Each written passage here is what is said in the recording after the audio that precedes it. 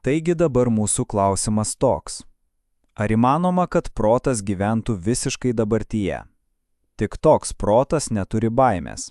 Tačiau norint tai suprasti, turite suprasti minties, atminties ir laiko sandarą.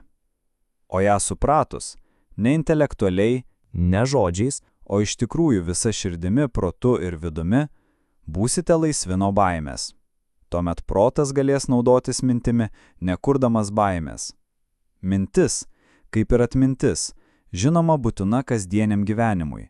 Tai vienintelis įrankis, kuriuo bendraujame, dirbame ir taip toliau.